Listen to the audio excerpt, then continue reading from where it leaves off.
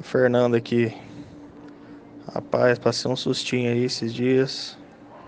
Sei que algum de vocês aí deve tá tentando entrar em contato comigo, mas o celular também foi pra bosta. Foi dar uma lijada no avião e saiu a asa em voo. É um milagre, graças a Deus. Só quebrei alguns ossos aqui. O braço, clavícula, algumas costelas e o joelho. Do resto, tá sem capacete, não deu arranhão em nada. Beleza? Logo eu recupero aí e compro outro celular pra nós conversar aí. Um abraço pra todo mundo. Valeu.